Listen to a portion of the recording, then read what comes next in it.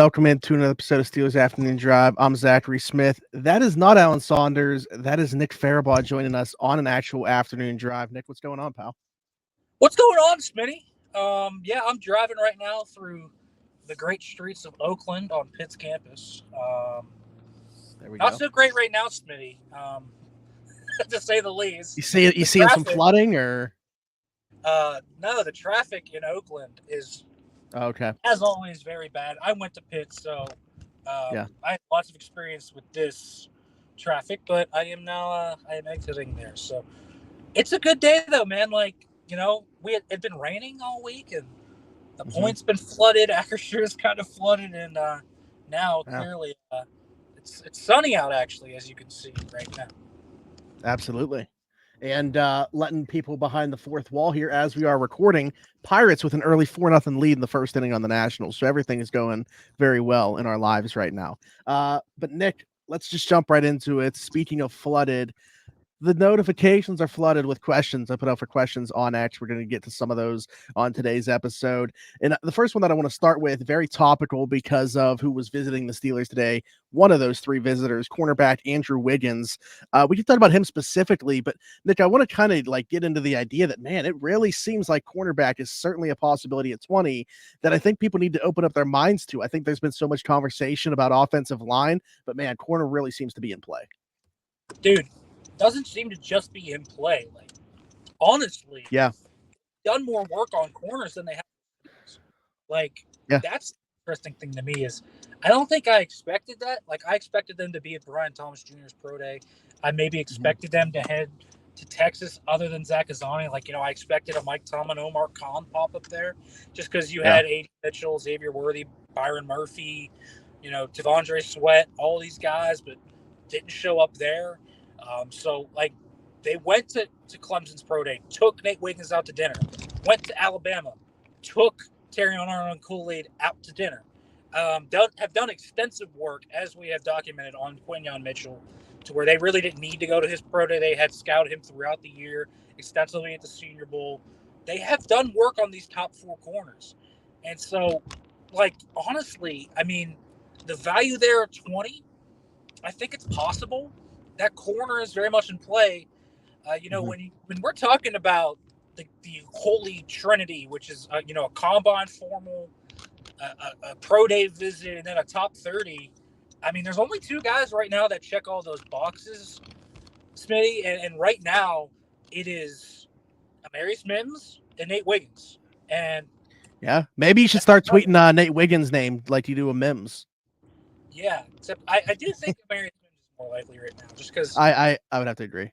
I think you and I probably would both agree right now that it seems like the way it's trending, or at least the way they want it to trend, is that they want to take a tackle at 20. That's what it feels like to me, is someone like Mims, J.C. Latham, Taliese Fuaga came in, even though they weren't as pro day Khan and Tomlin. Meyer was there, and they brought him in for a top 30. It seems Troy Fautanu. Yeah, I mean Fautanu, right? They were there for Fautanu.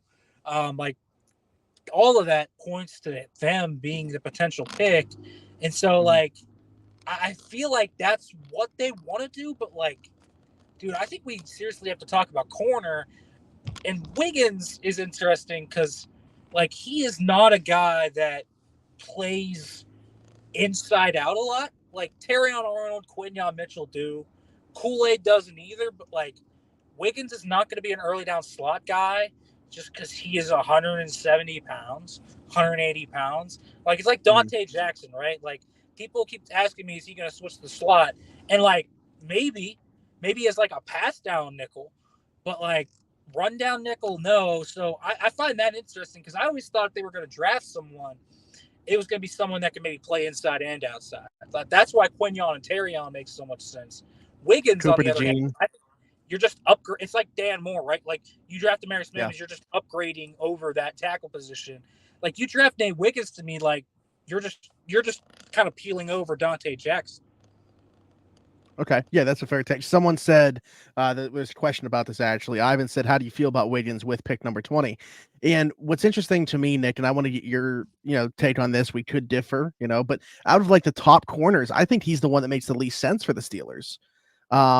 You mentioned not having the inside outside versatility, and I'm not saying like this can't come, with time or anything like that, but like watching his tape, first off, this isn't just a tape thing, just knowing how Clemson plays defense. They run a lot of zones. Like he wasn't asked to play a lot of man, and also you just really don't see a bunch of reps of him on tape coming up and tackling. I'm not saying that there's like an unwillingness to do so. I just haven't necessarily seen it. Could that be brought out of him at the next level? Sure, but we know how the Steelers are with their corners having to be able to do that. But there's also some projection there. So I say sure, but I'm not 100% certain that that's going to be the case. I'm just saying that the door is open to the possibility of it. But that's why I feel like out of the top corners in this class, to me, Wiggins is always the one that's made the least amount of sense. I agree, to a degree. I do think, I think we maybe have to start reevaluating the tackle stuff. Just because like Dante Jackson he's a willing tackler, but not a great tackler. They drafted Joey Porter Jr. He was not a great tackler coming out of Penn State. I think that they want, Pat Pete was not a great tackler either when they signed him. So I wonder if they're being open a little bit more to the fact that maybe they aren't going to just like splice guys in there to 100% be like elite tacklers at corner, and they're prioritizing cover corners more. I think it's something to watch. But I think Wiggins also just doesn't follow that model. Like, he is a really light corner. They have historically gone away from really light corners. But again, Dante Jackson's here. It seems like, and I think you would agree with me on this, Smitty, the theme of the offseason is speed. Like, they've been adding speed between Queen and Jackson to the secondary. And so, like, to me, dude, it feels like this is another kind of iteration of that with speed. I do think the Steelers, the Steelers played the most cover 3 out of any team last year in the NFL.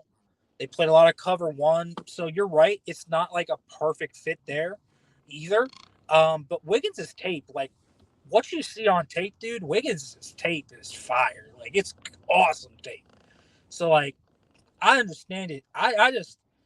I look at Terrion and Quignon. If either of them are there, man. Right. Yeah. I think you have to take Quignon or Terrion over Nate Wiggins for sure. And then even at 20, I think Nate Wiggins is worthy of the 20th overall pick. I think he's a really good player. But, like, I'll just throw this out there. Troy Fautanu or Nate Wiggins. Like, I think I'm taking Troy Fautanu. I am as well. Yeah. I agree.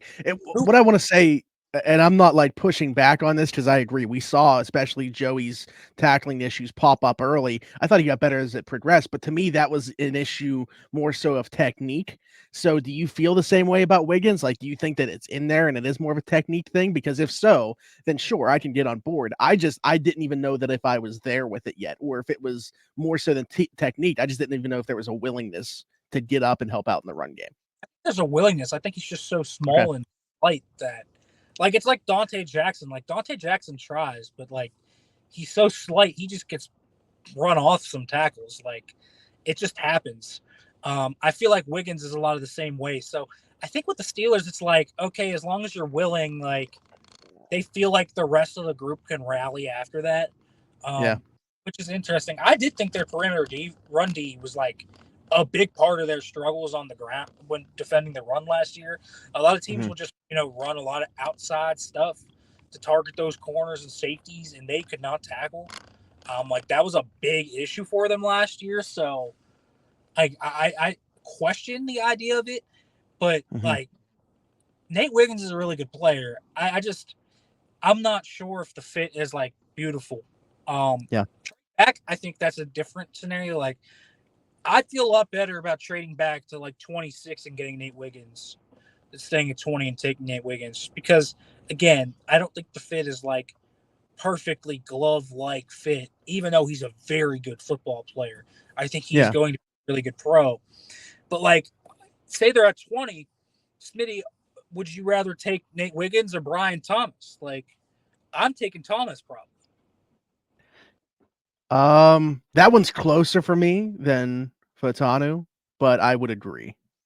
I just think there's a scenario where all the tackles are off the board. I do think that's possible, where the only guy left is Guyton, and I just don't think Guyton is necessarily worth the 20th overall pick. I think Guyton would be another one that I'm like I'm okay with it in like a slight trade down scenario. I think with like the 20th overall pick, there is a scenario where this board just falls, where all 4 top receivers are off the board. Brian Thomas is the 4th. I'm including. Even if you like A.D. Mitchell more, I think we can all probably agree Brian Thomas is going to go earlier. I mean, I'm in that camp. I like A.D. Mitchell more, but I think Thomas goes earlier. Yeah, I think I'm with you on that. But like, I think we have to understand that, a guy like Wiggins is a very good, like, okay, worst case scenario happens, he's a good pick. And that worst case scenario would be like top 4 receivers gone, all tackles gone, and Quignon and Terrion are off the board. Like, could be, but like if Quignon or Terrion are there, like, it's really hard to pass up Quignon, Mitchell, or Terrion on. Like, I've long held that belief, man. Yeah. I mean, I 100% agree. And the way you're talking about the board falling, like, you're probably going to have a subset of the fan base pounding the table to take a center there, which is like just that. As much as we're talking about like corner being in the cards, much more than maybe we thought it was going to be, the interest has obviously been there. You could say the exact opposite about the centers. Like, I don't think that it's in play for 20. It's been odd, dude. The lack of like expressed interest in terms of our conventional terms of measuring interest for the center position has not been there. Like Meyer was at JPJ's pro day, Arthur Smith was at Barton's pro day, and Isaac Williams was at Zach Frazier's pro day. But it's not Kahn and Tomlin, right? Like, that doesn't feel like a round one thing. I don't. Yeah. Maybe in a trade back they would. We haven't seen that happen like under Kevin Colbert either, where they trade back really, and maybe that would break the rules. Hey, maybe it's like a really good smokescreen. I don't know. Maybe they're targeting Jackson Powers Johnson. They're pulling it off for the first time ever, where they want to, hide the cards. But dude, it really doesn't seem like it's going to be around. I think I'll be honest. I think Jackson Power, if I was ranking them right now, and this is just based off feel and like reading into it the way that I am, I think Jackson Powers Johnson might be number 3 on their board. I don't know if he's number 3 on their board. In terms of the IOL. In terms of the IOL. It depends. I don't know. I do think they love Zach Frazier. I really do. I think Frazier. Yeah, I'm guessing Barton above Jackson Powers Johnson as well. Oh, dude, they love versatile guys. Like, we know that, right? Really. This is why I think they're going to be really high on Fatano too, because he could be versatile in the right spots. But like, I think they're gonna love Barton with his athleticism, his experience. I think they're gonna love him. I think Frazier is like the perfect type of like veteran guy that they have fallen in love with. Like local, right? What, from Fairmont, West Virginia, played at West Virginia for so long. The athleticism, like, is pretty good on tape. I don't think the RAS isn't going to be that great, the relative athletic score, but like, dude, the fact that he tested all is crazy. Right. So, and I think that they appreciate that even more. I think that plays into it. Whether you're going to say that it should or shouldn't. I think the Steelers are going to value that as well. Mike Tomlin loves football guys, man. He loves football guys. And Zach Frazier's a football guy. And he's a really high IQ player on tape. We talked about this yesterday on the show. Like, if we're just talking about pure projection, who can play from day one, who is like the easiest fit and obvious player that is going to like, boom, start week 1 for you at center, like Frazier is the guy. He really is. And he's a really good player. I've seen some people really cool on him recently because people are finally getting around to the Texas tape, which isn't that great. Byron Murphy, right? took him to town, but like Mm-hmm. I didn't feel like that was a consistent thing on his tape. Like That was my response too. People were talking about him not having a good anchor and how many times he got bullied and pass pro, and I'm just like, you're talking about one game. Like I know exactly what you're talking about, and it didn't pop up time and time again. yeah, it did. Like he consistently had a pretty good anchor. You know, he's got a wrestling background, so he plays with great leverage. He's strong. I'm not gonna say like he's like gonna be an all-pro center, but like you get him at 51, and I still think that is like really possible because I don't buy that these centers are gonna go super early. I just it doesn't happen, Smitty. Like they just Yeah. don't. Like they don't. So I think Frazier being there at 51 is like a legit option. You Mm-hmm. know, so I think it's possible he's there at 51. Maybe they'll trade up a little bit for him. He fits what they want so perfectly, though, at that position. So I'm expecting Zach Frazier to probably be the starting center, as I said yesterday. And it makes sense. You made that prediction. Yeah. All right, my guy, we gotta get to this one. Steeler Wade show. My guy Jake Wade, shout out. With a new kicking role, do you see the personnel being much bigger? If noticeably, yes. How could this affect draft values for late round running backs and tight end picks? That's an interesting question. That's not something that I feel like has crossed my mind. But what are your thoughts, Nick? It's going to change the personnel. I think, Yeah. specifically on coverage units, you're going to want guys that can deconstruct blocks. So, those tweener types that are, between like safety and linebackers that can do that are probably going to be more valuable. Killebrew, like a guy like Miles Killebrew, is still going to be extremely valuable, if not more valuable. Like he is perfectly made for these rules. On the other side of it, it's kind of interesting because, like, when you look at the proposed rules and what some of the coaches have kind of thrown out there, like, you're basically scheming up run plays. Like, it's very possible. Like, I was talking with Eric Galco, who's the Shrine Bowl director, and he even posted this, I believe, on X, where he was like, at some point, there's going to be like a duo play that mirrors what actual duo is, or there's going to be outside zone. And so, like, there's going to be bigger bodies. I don't know if there's going to be linemen, but like Darnell Washington is going to be on that unit. Oh, yeah. Like fullbacks are probably going to be valuable on that unit. Wide receivers that can really block. I think it changes that a little bit because if you look at maybe O linemen that are really athletic, like just guys we talked about this offseason, like an Aaron Brewer, who's like, smaller but really athletic, like he'd probably be on the unit. So like it'll change the body types of coverage units probably more than it will up front. You're not going to have like a 5'10", 180-pound defensive back walking, but you probably will have that 6', 200-pound safety that is a really good box safety on that coverage unit. It will change the body type a little bit. I don't think it's going to completely shift it on its head, but body type, skill sets, it'll be a little different. And obviously, that's before we get to the returners themselves, where it's not just going to be a pure speed thing anymore, right? A vision thing. So, less wide receivers that are just real fast and probably more running backs that can really read it well. Probably your third running back very often is going to be that guy. Like Cordero Patterson's perfectly made.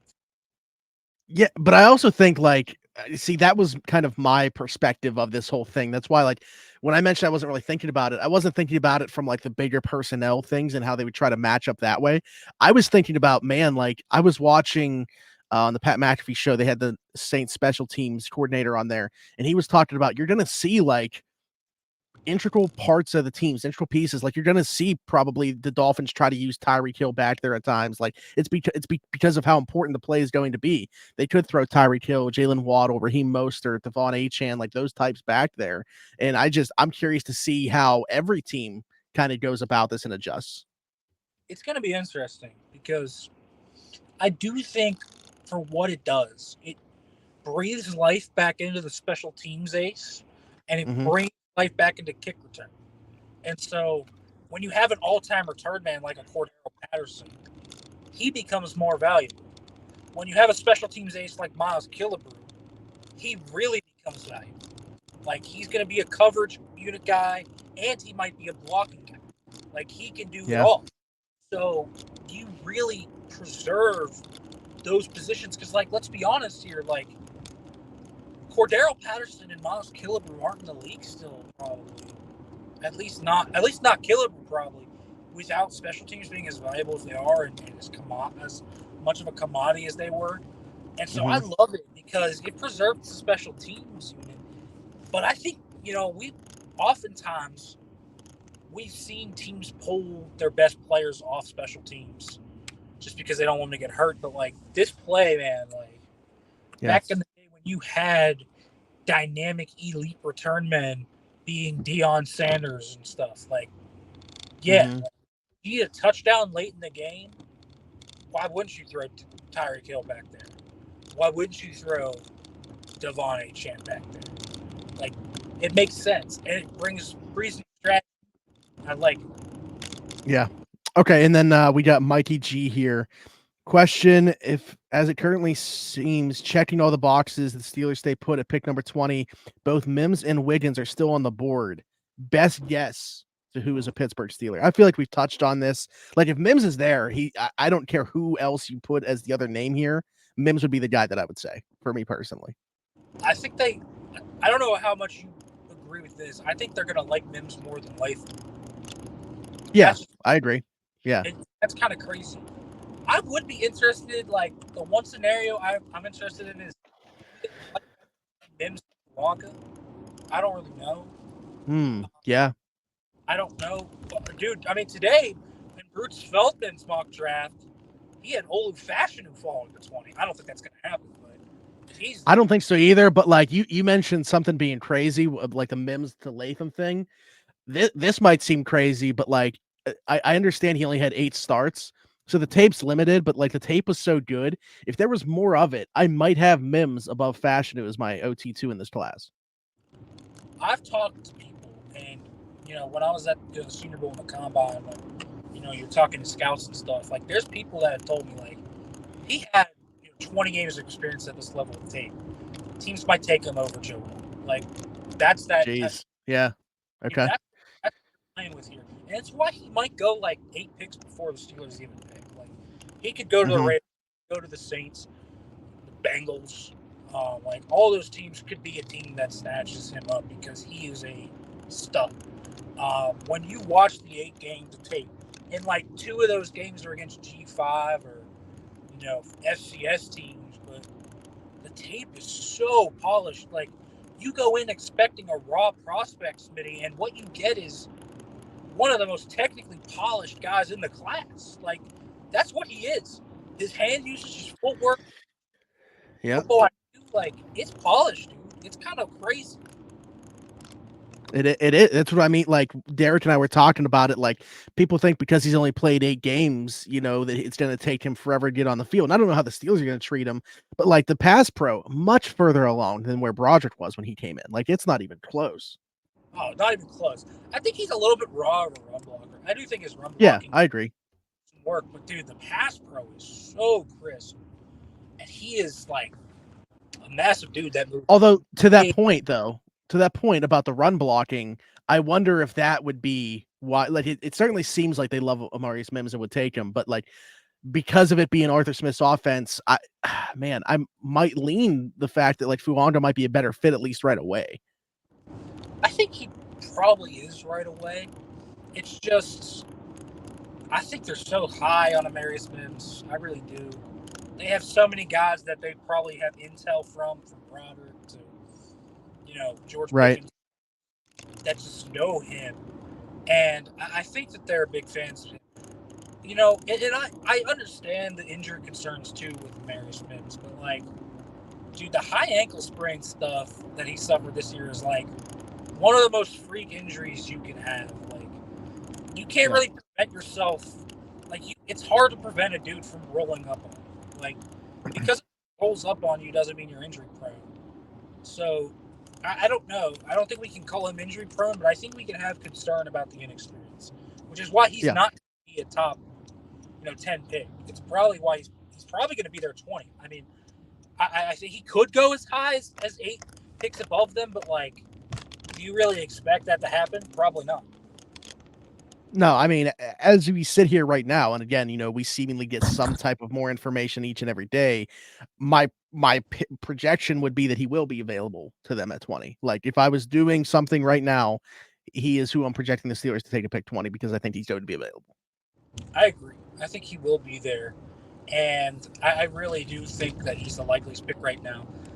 If you want a board of likely picks for them right now, because I think that's kind of what the question went on. I think they're probably going to bring in Kool-Aid and Terry on for official 30s. I think we will get that at some point. So I expect that to be on the board. So corners are going to be on the board. Latham will probably come in, I'm assuming, too. He'll be high on the board. Fuaga. But I think your top, 5, if I had to make it right now, Smitty, would probably be Mims, Latham, Arion Arnold, Nate Wiggins, and I don't know, Graham Barton maybe. Okay. All right. I can get on board with that. I'm trying to. Like Arthur Smith going to a pro day by himself is like pretty interesting to me. I agree. I mean, again, we'll see how like different this year is because like I just feel like the timing of things was weird, right? Like the number of big pro days that were taking place during the tampering period of free agency, and then also during the owners' meetings down in Florida, like it kind of threw off. Maybe that is why the paper trail isn't as easy to follow for the Steelers this year as it is in most years. But like, I don't know. We'll find out sooner rather than later. But all right, Nick, a little bit of a shorter afternoon drive today, which is good because the last couple have been long. And I know that tomorrow, Alan and I are doing dueling mock drafts on here, and it's going to be longer as well. So stay tuned for that because you're going to have to tell us in the comments who you think came away with a better draft haul. So, Nick, tell the people where they can find you. You can find me on X, Twitter at Farabaugh FB. Make sure to find me, of course, on SteelersNow.com. Read the stuff. We're going to really be ramping up draft coverage, all that stuff. And, of course, make sure to check out more on the YouTube channel. There we go. Recent story about Russell Wilson getting together with some of the pass catchers out in San Diego per around the 412. And Fryermuth wants to stay a Steeler for his entire career per Zachary Smith and Tyler Weeks. There it is. So yeah, be sure to check out the episode of Around the 412, our exclusive interview with Pat Fryermuth as well. To plug my other podcast, go over there and check that out too. Like, subscribe, hit that notification bell here, hit us in the comments, let us know what you thought about anything that we talked about, ask us questions for when we come back. I will say, letting you behind the fourth wall again, Friday, tomorrow's show was already pre-recorded, so we're not going to answer any questions on tomorrow's show. That's already done. But again, let us know how you feel about those dueling mock drafts that Alan and I did in real time, going back and forth, making selections. Leave us a 5-star review if you're listening somewhere else, Apple, Spotify, wherever you get your podcast from. For Nick Farabaugh and myself, thanks for jumping in. Take another ride on the Steelers Afternoon Drive.